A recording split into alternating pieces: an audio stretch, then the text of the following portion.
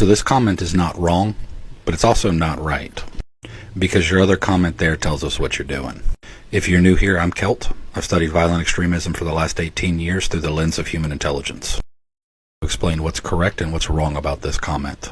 When studying violent extremism, we do classify white supremacist, white nationalist, and white separatist as different, but in the same way that you would classify a Baptist or Presbyterian or a Catholic as different. So while a Baptist, a Presbyterian, and a Catholic would all have slight variations to their doctrine, ideology, and methodology, they would all fall under the umbrella of Christian.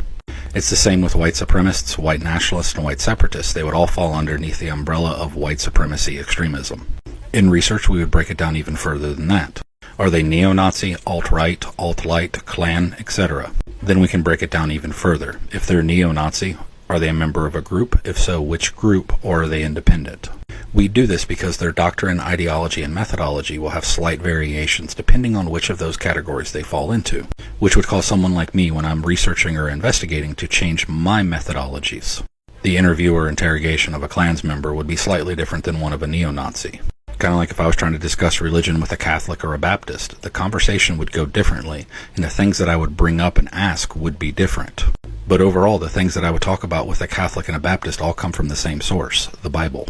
And that's how it is when you try to discuss the difference between white supremacists and white nationalists. While there's slight variations in their doctrine, ideology, and methodology, they overlap. They sit side by side with an overlay, because their beliefs, goals, and motivations all come from the same source. And that's what takes us into what this comment gets wrong. The difference between white supremacists, white nationalists, and white separatists matter when you're doing investigative and analytical work, but not in everyday conversation. If you're reading an academic paper, an investigative report, an interrogation report, or a news article, the wording does matter.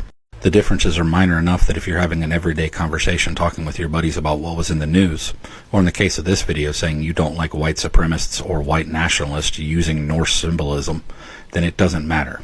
And white nationalists know this. They know that terminology matters within analytical work and investigative work, but doesn't matter within casual conversation. So white nationalists push this messaging that they're nationalists, not supremacists. The goal is to make themselves distance from a white supremacist and appear better and more acceptable. They push this messaging that they're different than white supremacists, that they're not racist, they just want their own ethno-state. Even though their belief comes from the exact same source as a white supremacist, and they both still fall underneath the white supremacy extremism umbrella. This message that they push that nationalists are different than supremacists is a part of their overall propaganda campaign that white nationalism is preservation, not hatred. Even though white nationalists view the simple existence of non-white people as being a threat to white preservation. But in summary, yeah, there is a difference between white supremacists and white nationalists, but the only people who really actually care about that are researchers, investigators, or white nationalists.